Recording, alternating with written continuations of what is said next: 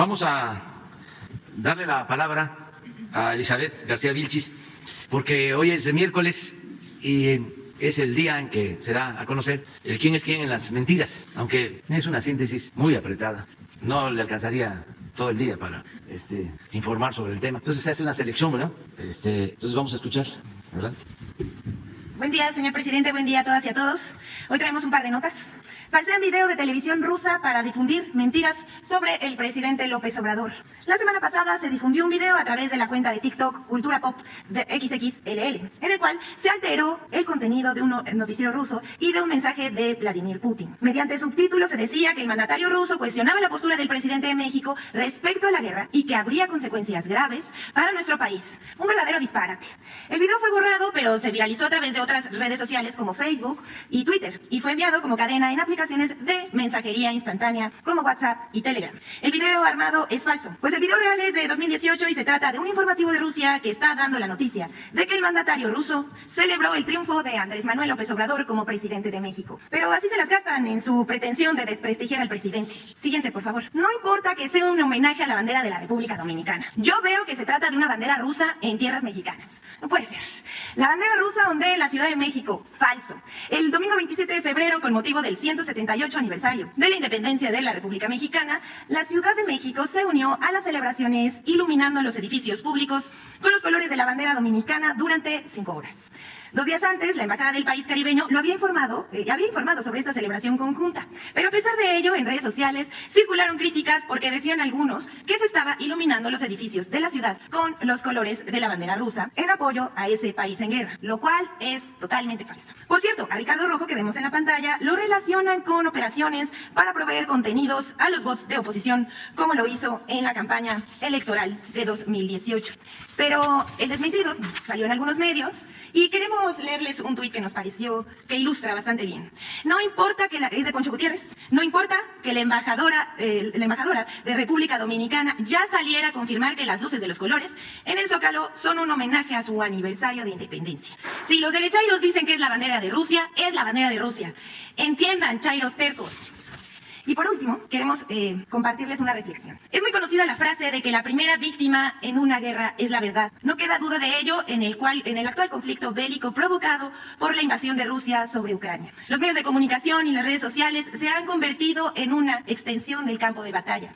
Y como en la guerra, todo se vale, la mentira, la desinformación, las noticias falsas, hasta las distorsiones, parecen ganarse a la población a su causa. Por si fuera poco, en las redes sociales se aíslan o censuran contenidos según los intereses de las empresas que las administran. Una sociedad democrática no puede permitir la censura, ni por privados, ni por gobiernos, como hoy ocurre con Twitter, Facebook, YouTube y otras redes sociales. Desde este espacio hacemos un llamado a no caer en manipulaciones informativas, a actuar con prudencia, a buscar y consultar fuentes fiables y a no compartir datos que no estén verificados. Digamos no a la guerra, sí a la paz. Sí a la libre circulación de contenidos y también al derecho de réplica. No a la violencia, sí al diálogo. Nuestro más sentido pésame a las familias de víctimas de esta guerra injusta. ¿Es cuánto, señor presidente? Vamos. Ustedes dos, tú ya estuviste. 3, 4, 5. Tú empiezas, Judith. Gracias, presidente. Buenos días. Judith Sánchez Reyes, corresponsal de imagen del Golfo de Veracruz.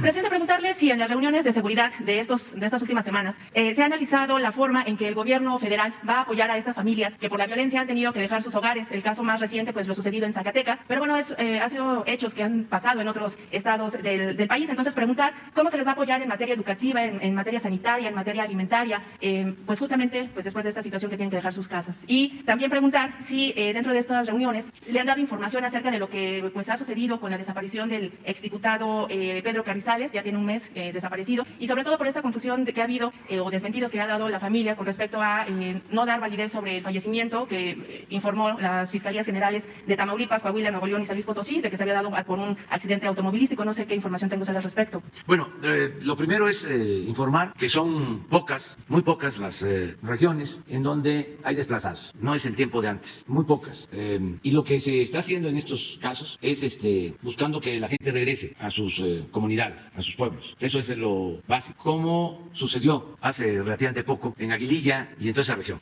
Y lo vamos a seguir haciendo. Pero Si se necesita ayuda a desplazados, a gente que está sufriendo, pues eso es parte muy importante de nuestro trabajo. Nada ajeno, nada humano nos es ajeno. ¿Sí? O sea, todo el apoyo para quien lo requiere, cada vez que nos hacen un planteamiento. Pero no es un tema central, no es un tema que se esté planteando permanentemente, y ahí pues ya se sabe que tenemos que ayudar por cuestiones humanitarias, por cuestiones de justicia, porque así es nuestro gobierno. ¿Hay instancias o dependencias federales que están abocadas justamente a contactar a estas familias? Sí, la Secretaría de Seguridad Pública, la Secretaría de Gobernación, en especial la Subsecretaría de Gobernación, la encargada de Derechos Humanos, Alejandro Encinas, todo el que solicita apoyo. Es nuestra obligación hacer. Nada más que no hay, afortunadamente, esa situación de desplazamiento que había antes en algunas regiones, ¿no?, del país. Bien, presidente, en lo que tiene que ver con el ámbito internacional, ¿con qué información cuenta el gobierno sobre la muerte violenta de 3 jóvenes mexicanos en Phoenix, Arizona? ¿Qué le han comentado a la Embajada de Estados Unidos? Si fue un tema que trató ayer justamente en esta reunión con el embajador Ken Salazar, y si nos puede compartir. Lo está tratando desde hace ya algunos días la Secretaría de Relaciones Exteriores, el secretario Marcelo Ebrard. Se está exigiendo una investigación de fondo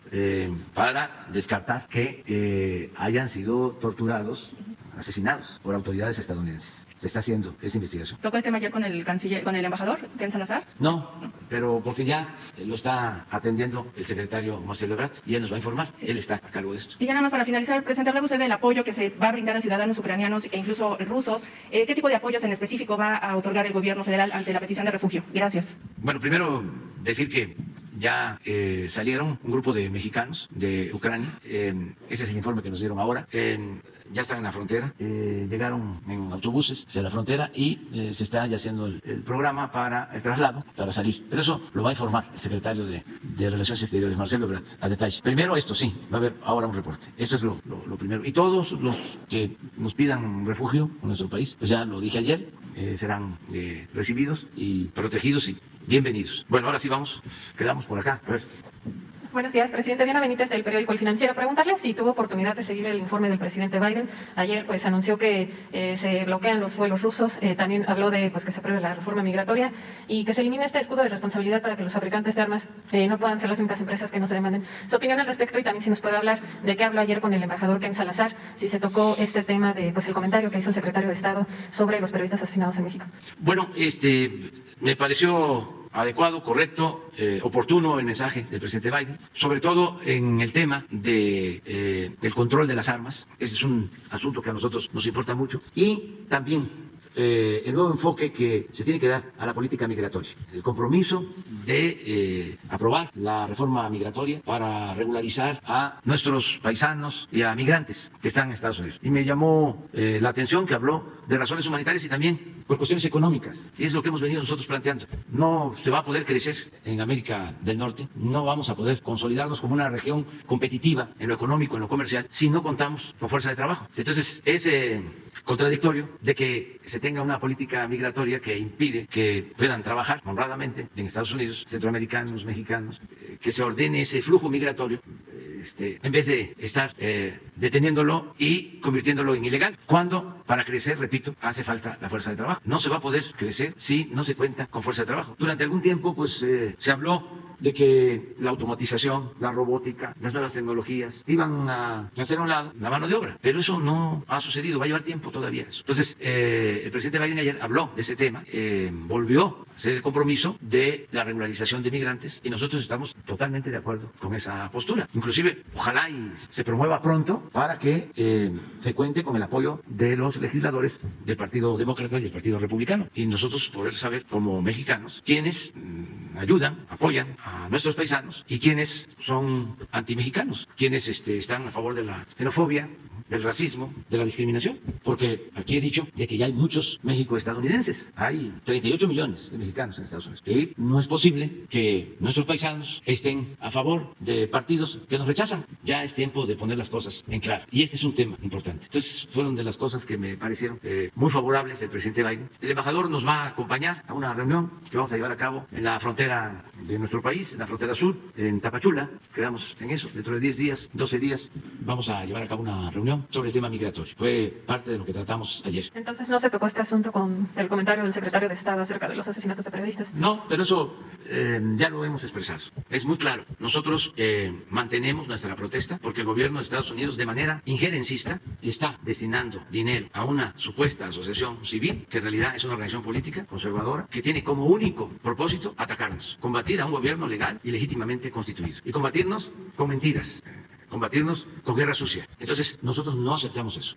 Esa política de Estados Unidos, con todo respeto, es anacrónica y ofensiva para cualquier país, para cualquier gobierno, porque nosotros no destinamos dinero para apoyar a republicanos o para apoyar a demócratas en Estados Unidos. Eso es contrario al derecho internacional. Son de las cosas que ya no deben de existir. Dicen que es para fortalecer a la sociedad civil, falso. Que es para combatir la corrupción, falso. Al contrario, es para hacer valer la corrupción. Y ellos se convierten en cómplices al estar apoyando a quienes quieren que se mantenga un régimen de corrupción en México. Son cómplices, porque todos los que están en esa asociación civil tienen que ver con los intereses creados, con los que se beneficiaron durante el periodo neoliberal, durante el periodo de saqueo, cuando arruinaron a México. Y lo que quieren es que regrese ese mismo sistema político o esa misma política de pillaje. Eso es clarísimo. Que los de las agencias de Estados Unidos no lo saben, que no se sabe qué es lo que hace Claudio X González y qué es lo que hace la señora Casá. Es de dominio público. Bueno, es cosa de ir a una hemeroteca o en la computadora, nada más picarle. Ya les vamos a presentar aquí, a ver si mañana, la información que tenemos. Desde que crearon la asociación, el objetivo es atacarnos. ¿Por qué? Porque pues esa asociación participó en el fraude electoral del 2006. El papá del señor Claudio X González era el principal promotor del fraude en el 2006. Y de tiempo atrás, asesor económico de Carlos Salinas de Gortari, de quienes más han impulsado la privatización en el país. Claudio X González, papá, todo respeto, es una especie de el finado Fidel Velázquez. Nada más que el finado Fidel Velázquez era el dirigente dominante del sector obrero y Claudio X González del sector empresarial. Pero hay pruebas. Y dijo lo mismo. Y la señora Amparo Casar, asesora en gobernación para el gobierno del PAN, cuando me desaforaron. Que eso no lo saben en Estados Unidos, no lo sabe el Departamento de Estado, no lo sabe la CIA, no lo saben las otras agencias y creen que esa asociación es para combatir la corrupción. Si no fuese un asunto tan serio, sería de risa. Además, como dicen los abogados, aceptando sin conceder de que sea para combatir la corrupción en México, ¿con qué derecho ellos intervienen en un asunto que corresponde a los mexicanos? ¿Por qué se sitúan como una especie de gobierno mundial y la independencia y la soberanía de los pueblos? Entonces, esas cuestiones, pues sí, se tratan así, abiertamente, porque se requieren reformas. Y yo lo he planteado en un discurso dedicado a Simón Bolívar, hablé de eso, de la integración de América, de todo el continente, que así como se unió Europa, primero como Comunidad Europea, luego Unión Europea, así tenemos que estar pensando en unirnos en América, no solo América del Norte, toda América, que es una región muy poderosa en lo económico, en recursos naturales, en fuerza de trabajo, para poder enfrentar a otras regiones en buena lid, en el terreno económico, en el terreno comercial, ser competitivos. Pero eso requiere también de una política, como lo planteaba el presidente Franklin Delano Roosevelt, de buena vecindad. Franklin Delano Roosevelt no solo llevó buenas relaciones con el presidente Cárdenas, sino respetó a Haití en su liberación, respetó a los pueblos. Eso requiere la integración de una nueva política con relación a los países de América. Y el presidente Biden está muy consciente de eso, porque sin que yo lo planteara en las pláticas, las conversaciones que hemos tenido de manera directa o por teléfono, lo primero es igualdad de circunstancias, pie de igualdad. No estamos considerándoles como patio trasero de Estados Unidos, cosa que le agradecemos, porque además nosotros no permitiríamos nunca que nos dieran ese trato, no lo aceptaríamos. Por eso estamos pidiendo también que se haga la investigación del Rápido y Furioso y de todas esas operaciones violatorias a nuestra soberanía, la introducción de las armas a México, armas que se utilizaron para quitarle la vida a mexicanos y a estadounidenses. Entonces estamos en una etapa nueva completamente. Y es muy buena la relación con el embajador Ken Salazar, y así va a continuar. Para el tema migratorio, básicamente, con ese propósito de ver cómo vamos avanzando en la cooperación a los países de Centroamérica para que la gente tenga empleo, seguir hablando sobre nuestra propuesta de que se otorguen visas temporales de trabajo, que se ordene el flujo migratorio, que se entienda, es elemental. No se va a poder crecer en América del Norte, en lo específico, no va a poder crecer la economía de Estados Unidos si no hay fuerza de trabajo. Y no tienen fuerza de trabajo, así de claro, ni en Estados Unidos ni en Canadá. Entonces nuestra propuesta es saber, vamos a analizar cuánto se requiere de fuerza de trabajo para crecer, para fortalecer primero América del Norte como región y ser competitivos con relación a otras regiones del mundo, porque es muchísima la dependencia. A ver si no nos mandan Juan Pablo de Voto, a ver si puedes pasar una proyección que hizo un maestro de economía sobre cómo sería el comercio mundial en 30 años, incluso cómo ha venido creciendo Asia y qué pasaría con América del Norte si no hacemos nada o si continuamos con esta misma política. es muy ilustrativo. Entonces, no es nada más América del Norte, es América Central, es América del Sur, es toda América. Esa es nuestra propuesta. Y pensar, yo creo que era Kennedy el que decía que un buen político no tenía que estar pensando solo en las próximas elecciones, sino en las próximas generaciones. Eso es lo que hace falta, una visión de futuro. A ver, miren el 60.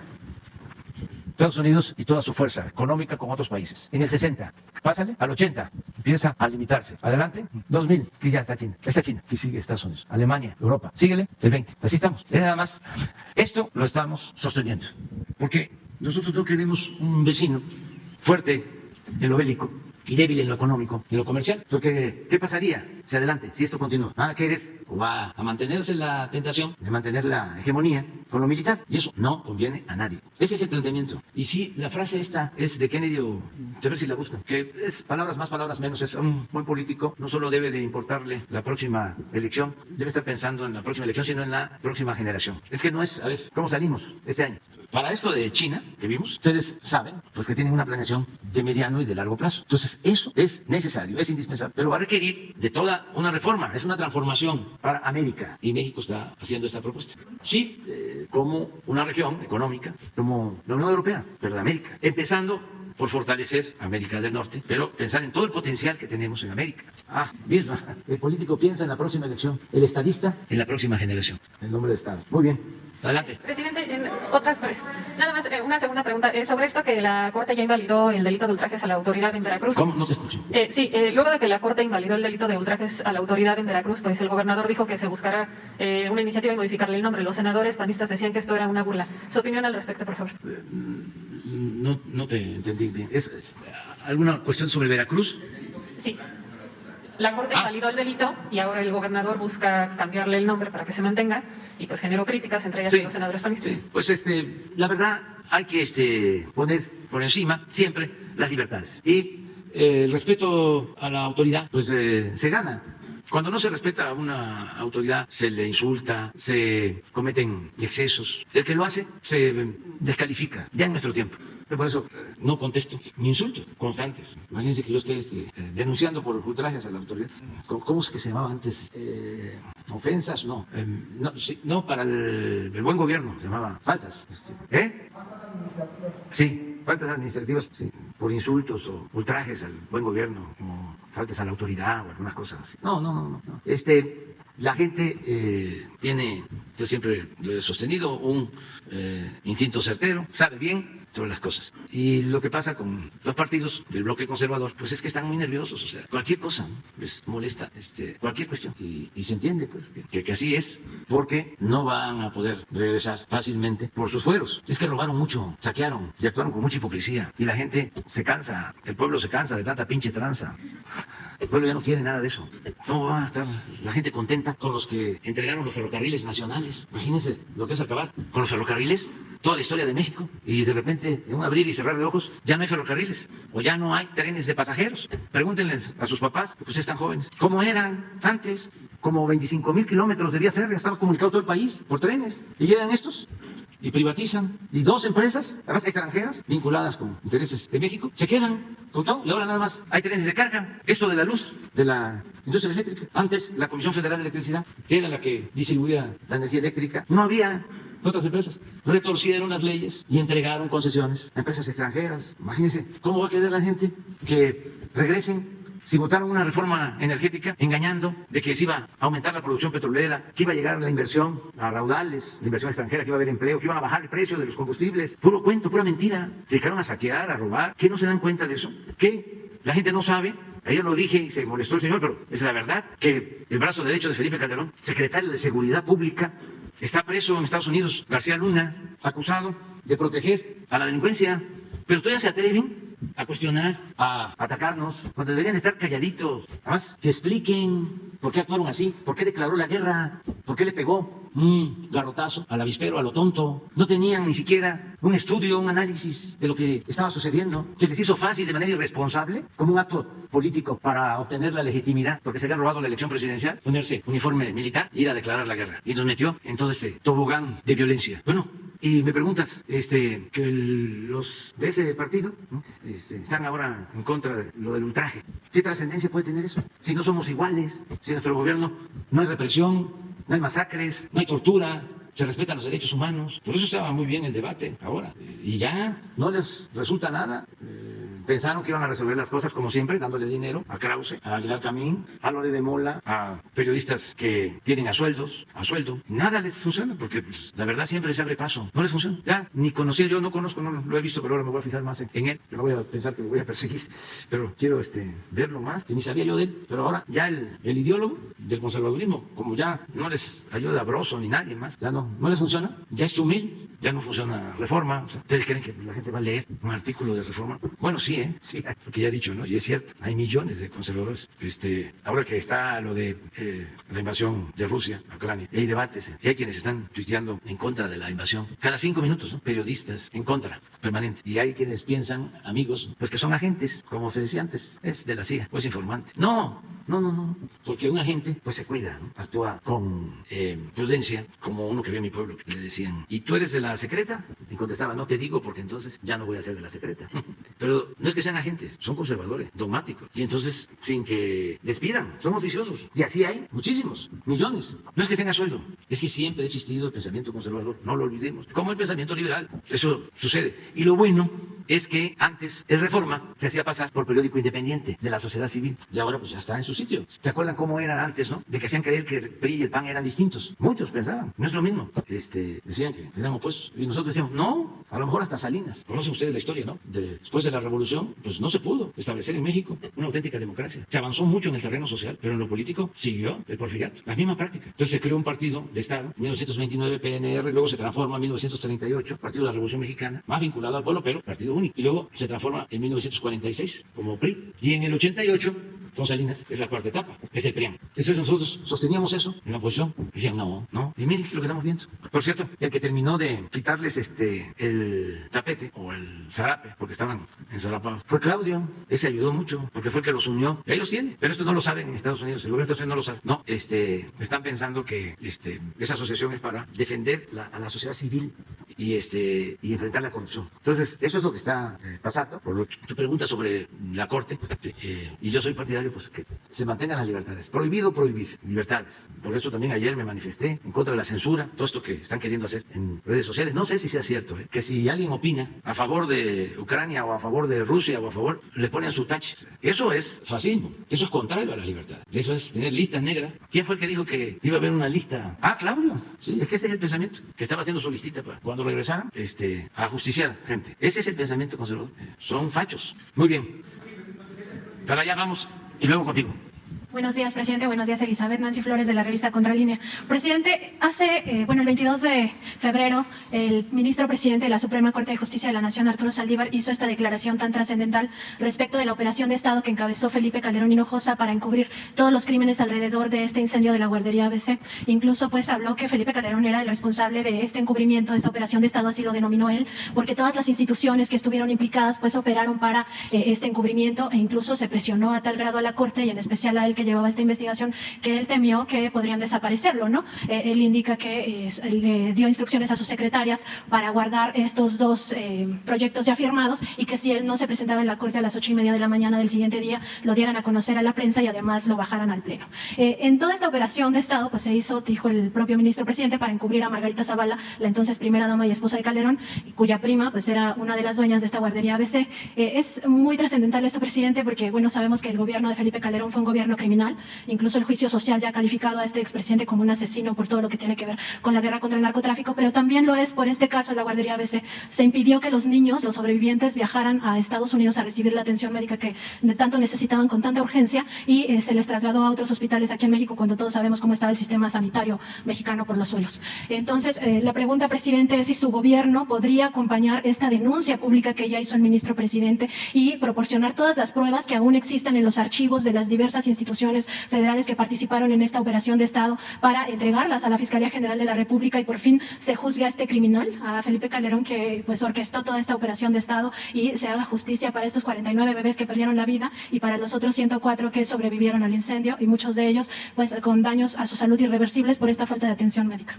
Pues yo ya fijé mi postura desde hace tiempo, bueno, desde que tomé posesión. Dije de que yo no iba a presentar ninguna demanda, ninguna denuncia en contra de los expresidentes, que solo si la gente lo demandaba, lo exigía en una consulta que se llevó a cabo y aun cuando la mayoría sí pidió que se abrieran estos juicios, no se obtuvieron los votos suficientes. Yo estoy más por la no repetición y por la condena moral. Soy más partidario de eso. Y estoy por la no repetición para que esos horrores no se vuelvan a presentar. Muchas cosas. Imagínense, se atrevieron a robarse la elección presidencial. Y eso lo sabe Felipe Calderón, que se robó la elección presidencial. Y se afectó a todo un pueblo. Y hay pruebas suficientes. Y luego esto, entrando a los jóvenes, porque esto fue en el 2006, ya lleva 16 años, ¿no? Llegó entrando, voló con el Estado Mayor y con los mandos del ejército a Uruapan, vestido de militar. Una chamarra, un chaleco que le quedaba hasta grande. El que era gobernador en ese entonces dice que está esperándolo en el aeropuerto y no lo veía porque todo era verde. Todos estaban vestidos de verde y como el secretario de la Defensa de ese entonces era grandote y todos verdes, dice que estuvo a punto de comentar al secretario de la Defensa y el presidente y ahí apareció. Todavía le sugiere, eso me lo dijo un ayudante del vicegobernador, le dice, vamos a Tierra Caliente, vamos a Patzingán, quítate las chamarras. No se la quitó, fue a declarar la guerra. Y todo lo que produjo esa decisión. Pero al mismo tiempo, su secretario de Seguridad, García Luna, y no ha querido dar una explicación sobre este asunto, porque hubieron asesinatos, no solo de delincuentes o de presuntos delincuentes, también de personas inocentes. Empezaron a hablar de, usaban un término, daño colateral, y la guerra, y perdieron la vida funcionarios, y desde luego militares. ¿Quién no se dio cuenta quién era su secretario de Seguridad Pública? ¿Qué no se dio cuenta él, no ordenó que la Secretaría de Marina se dedicara a esa guerra? ¿Qué no dio él instrucciones para que se fueran los marinos a entrenar a Estados Unidos? ¿Qué no sabía él de la introducción de armas en el operativo Rápido y Furioso? ¿Qué no sabía de las masacres? Y de esto que tú estás planteando. A ver, vamos a refrescar la memoria. No tienen ahí, porque esto nos da una idea de cómo tenemos todos que cuidarnos, porque el poder es una tentación, y si no hay ideales y no hay principios, el poder atonta a los inteligentes y a los tontos los vuelve locos, los vuelve prepotentes, les brota el autoritarismo. Pongan lo que comentó Moreira, una vez lo pusimos aquí, porque era guerra. Le decían a los altos mandos, ustedes hagan su trabajo y nosotros nos hacemos cargo de los derechos humanos. ¿Y dónde están ahora los que en ese entonces guardaron silencio? O sea, ¿qué dijo Krause de eso? ¿Qué dijo Aguilar Camín? ¿Qué decía Zabludovsky? Perdón, finado, López Dóriga. Loré de Mola. Al contrario, Loré de Mola ayudándole a García Luna y metido con los marinos, con lo de la niña Frida, Sofía. Había un almirante, creo que se apellida Beltrán, que fue el que dijo, aquí no hay ninguna niña, con mucho valor. Pues los reprimieron, porque hicieron todo este montaje. Pero esto de Moreira es muy representativo de este pensamiento autoritario. Ayer pone en su Twitter, además, es interesante el tema. Dice que yo les mando a decir a los asesinos, abrazos, no balazos. No mando a decirles a ellos eso. Yo creo que la mejor forma de enfrentar el problema de la violencia es atendiendo las causas. Y voy a sostenerlo. No se puede apagar el fuego con el fuego. La violencia no se puede enfrentar con la violencia. En eso somos distintos. Él y yo. Él piensa que el mal hay que enfrentarlo haciendo el mal. Yo no sé cómo. Dice el católico que tiene que apegarse al Nuevo Testamento, que no es la ley del talión, que no es el ojo por ojo, diente por diente, y quieren resolver los problemas con el uso de la fuerza, con la violencia. Claro que yo sostengo abrazos, no balazos. Si se atiende a los jóvenes, si se dan opciones alternativas, si la gente tiene trabajo, vamos a vivir en una sociedad mejor. Eso no tengo la menor duda. Y en eso discrepamos. Él no está pensando en eso. Pero no solo es él, son los conservadores. Son millones que piensan de esa manera. Yo no pienso así. Yo sostengo que el ser humano no es malo por naturaleza. Son las circunstancias las que llevan a muchos a tomar el camino de las conductas antisociales. Entonces, ¿qué hago? ¿O qué pienso se debe de hacer? Atender las causas, los orígenes de la violencia. No han medido, porque el INEGI no va a ayudar en eso, o sea, están metidos en otra cosa. Pero, a ver, ¿cuánta desintegración familiar se originó durante el periodo neoliberal? ¿Dónde están los estudios sobre eso? De niños, huérfanos, jóvenes que crecieron sin padres, sin madres. ¿Cómo están las cárceles? Llenas de jóvenes, de familias desintegradas. Entonces, si eso no lo atendemos, ¿cómo vamos a resolver las cosas? ¿Solo ametrallando? Esa es una discusión de fondo. ¿No encontraron eso? Sí. A ver, nada más ese fragmento. Es que es toda una historia, porque resulta que este señor Moreira fue presidente del PRI y muy cercano a Peña Nieto. Entonces, los panistas lo acusan pues de desvío de recursos y siempre en Coahuila, los panistas, eso era antes, eso ya cambió completamente, ahora son carnales.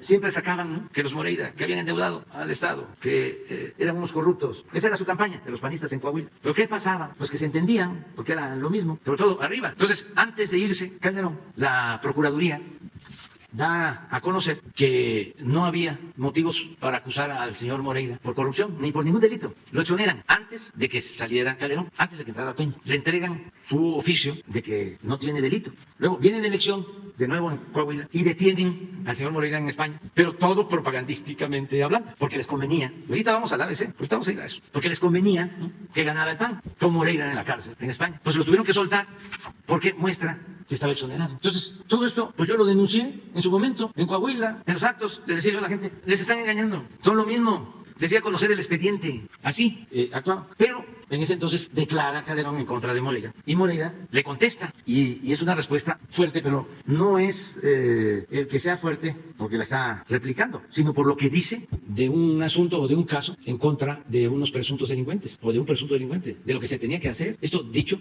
por el que era gobernador de Coahuila al que era presidente de México. A ver si ya lo encontraron. Pero ahora vamos al ABC, porque a mí lo que más me molesta de todo esto, claro que me duele lo de los niños, ¿no?, pero lo que más me molesta es la hipocresía y el papel de complicidad de los medios de información, porque no solo encubrieron este crimen, sino que con la fuerza del gobierno federal lograron echarle la culpa al PRI para que ganara el PAN, y ganó el PAN, y utilizaron esta desgracia como propaganda. O sea, una cosa horrorosa, inhumana, porque no solo se quedó en la parte de la impunidad, sino todavía lo usaron con propósitos políticos electorales. Yo iba a Hermosillo y no se me acercaban los padres, no, porque estaban atendidos, vamos a decir, por el PRI o por el PAN. Al final, en toda la guerra esta mediática, en toda la campaña mediática, echándose la culpa, los que sacaron raja fueron los del PAN, porque llevaron a la gente a votar por ese padres en esa elección. ¿Qué sucedió en vísperas de esa elección? Entonces, no, muy indigno. A ver. Recuerda aquella plática cuando ibas temeroso en el Hotel Quinta Real con empresarios y me decían nervioso, ¿qué va a pasar? ¿Qué va a pasar? Te veía yo con tanto temor, tan indefenso, tan temeroso. Entramos con los empresarios, nadie te dio. A la salida sí te hicieron reclamos porque nunca mandaba recursos a Coahuila. Reclamos justos, además. Después te trasladaste a la Cova con aquella, ¿te acuerdas? Yo estaba ahí. Y me dijiste en el trayecto, ¿qué piensa usted de estos castigos a secuestradores y narcotraficantes? Te dije, debe ser un castigo legal muy severo. Tú me dijiste que por ti mejor deberían ser asesinados. Me quedé impactado con tu respuesta. Era la respuesta de un criminal como Victoriano Huerta. Eso eres, te pareces mucho a él. Un poco más frentón. Bueno, mucho más frentón que él. Pero más loco que Victoriano Huerta. Ya cálmate, Calderón. Cuando tomes, no tuitees. Tranquilízate. No encontraste nada porque no.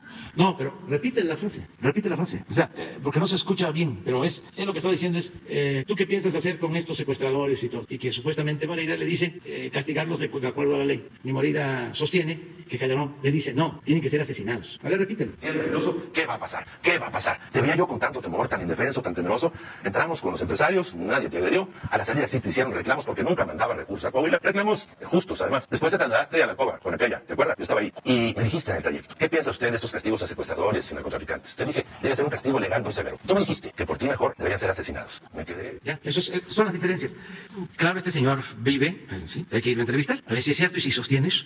Sí. Ya te dije lo del ABC, y lo más importante es que no haya repetición de estos horrores. No a la guerra. ¿Sí? Atender las causas que originan la violencia. No desatender al pueblo. Si queremos vivir en paz, tiene que haber justicia. La paz es fruto de la justicia. Y eso es lo que estamos haciendo. En este caso, presidente, la operación de Estado, pues, no solo fue acompañada por 8 ministros, ¿no?, con excepción del ministro presidente Arturo Saldívar, de la ministra Olga Sánchez Cordero y del ministro Juan N. Silva Mesa. El resto, pues, encubrieron todo este asunto, y eso permitió que todos los responsables de los diferentes crímenes que se cometieron en esta atención al incendio, pues, quedaran en la impunidad total, ¿no?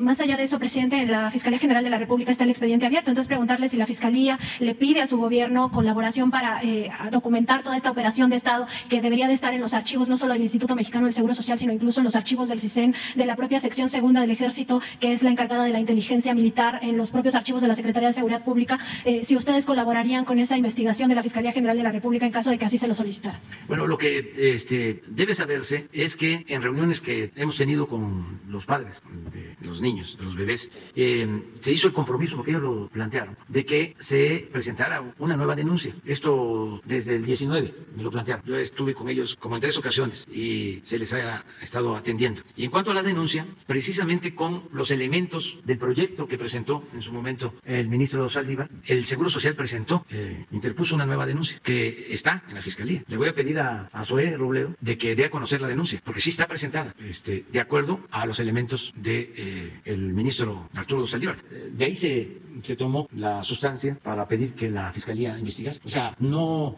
está cerrado el caso, es un expediente abierto. Nada más que sí me gustaría que Zoé o hoy se informara, Alejandro Encinas también sabe sobre esto.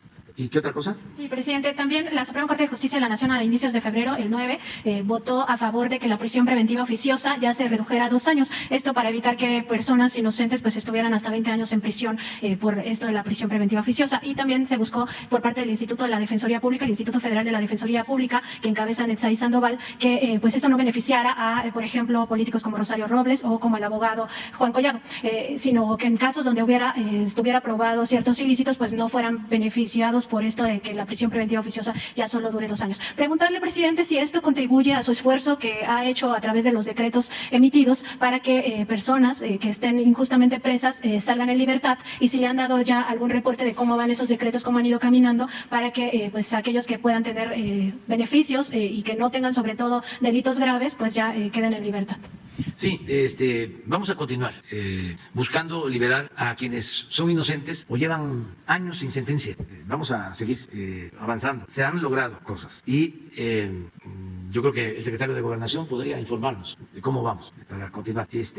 Aquí hubo una pregunta sobre el diputado desaparecido. Sí, no quiero dejar de comentarles que sus familiares nos han pedido que no se dé información y estamos respetando eso. Sí, pero tan luego ya ellos lo autoricen, su esposa sobre todo, se va a dar toda la información que se tiene. Finalmente, presidente, preguntarle de los trabajadores de la Unión de Profesionistas y Técnicos de la UNTIP, trabajadores de Pemex, que presentaron esta denuncia ante la línea roja del TEMEC, si ya el director general de Petróleos Mexicanos o la secretaria de Energía le han informado cómo van los avances para que su jubilación pues quede como antes y no se les aplique estos 10 años adicionales, y si ha habido avances en el diálogo con estos trabajadores. Gracias, sí, me han estado planteando eso, pero me han dicho que ya se está atendiendo y que incluso ya se resolvió. Sin embargo, voy a verlo, te ofrezco eso.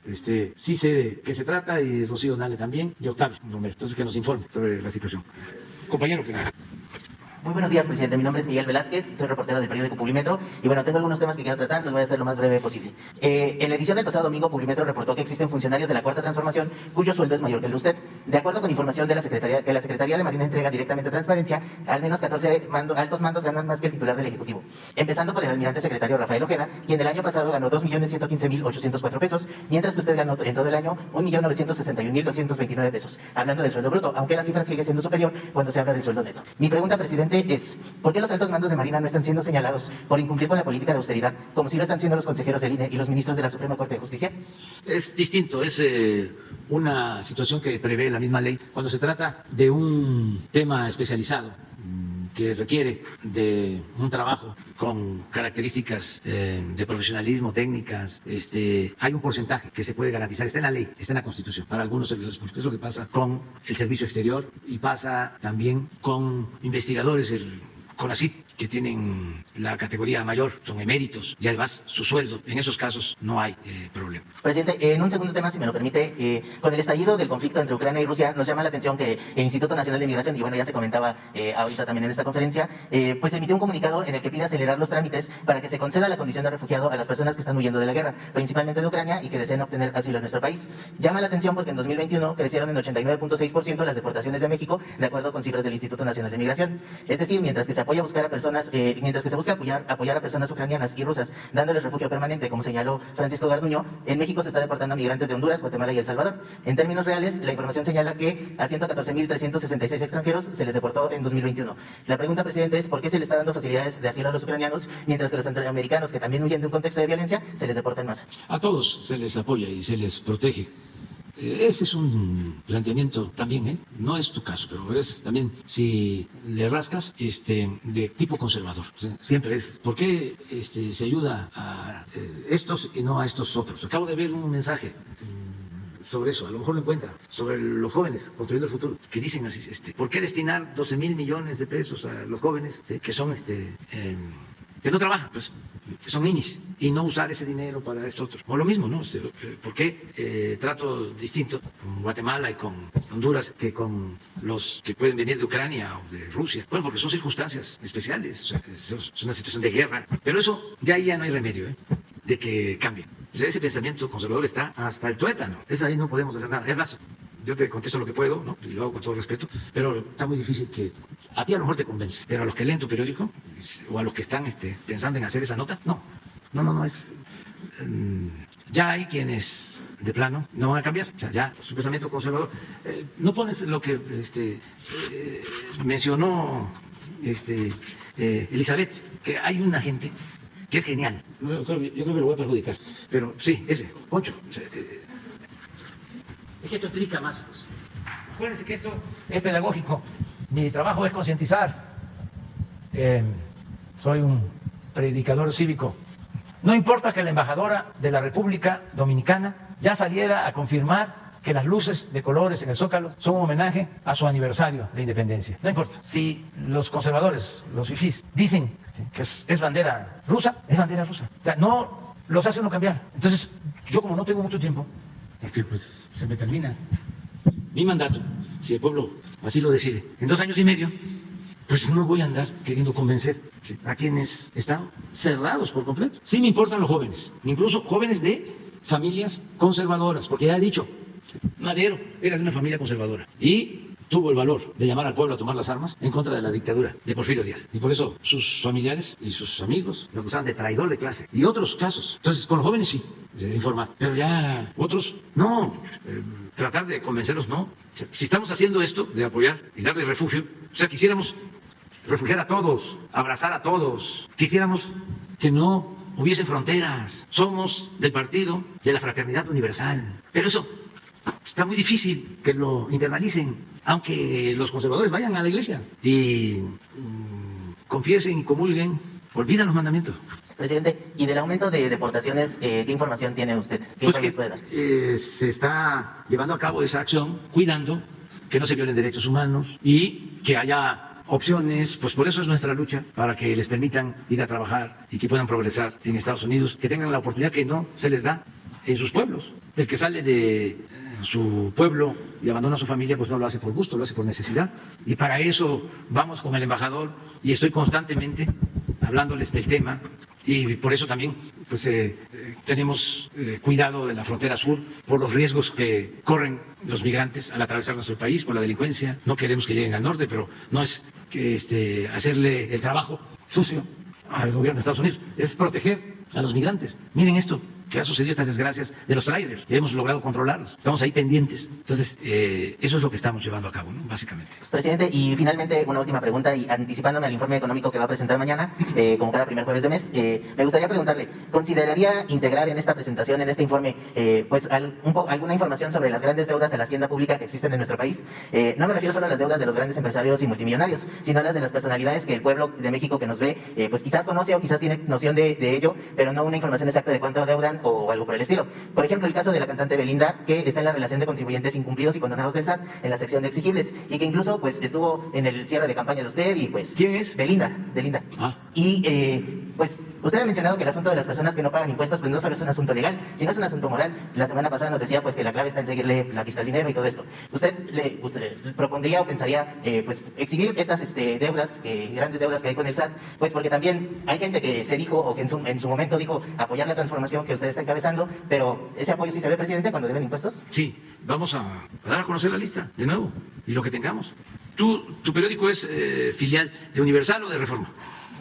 Aparte, está bien. Nada más me ayudas tú, porque mañana vamos a dar a conocer la lista, ¿sí? O sea, tú me lo estás pidiendo, ¿sí? ¿De acuerdo? Porque no me vayan a querer cepillar, porque me quieren cepillar, o sea, por todo. Entonces, pero sí vamos a dar a conocer la lista. Y lista nueva de periodistas y todo, ¿de acuerdo? Aprovechamos de una vez para lo de Mola, ¿sí? Democráticamente, a ver, que levante la mano si de una vez va lo de Loret. No. Entonces, ¿cómo ven? También mexicanos contra los... De una vez. Sí, pero tienen que poner aquí. Todos somos Andrés Manuel, O sea, pero vamos a dar a conocer información. Pues yo creo que no, porque como lo está pidiendo toda la colectividad, todos ustedes son periodistas, ¿no? Solicitan información o hagan un escrito para la transparencia y me lo traen aquí. También lo podemos hacer así.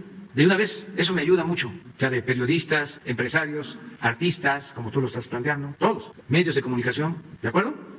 Vamos a hacerlo así formalmente. O sea, hacen la solicitud, los que quieran firmar, al Instituto de la Transparencia, y donde piden eso, y que una vez que les entreguen a ustedes del SAT toda esa información, me la van a entregar aquí a mí, formalmente, y la damos a conocer. ¿De acuerdo? Muy bien. Ya me voy porque está mi amigo Lula esperando. Vamos a desayunar. ¿Cómo? Los dos, mañana. Mañana, sin falta. Por favor. Aquí.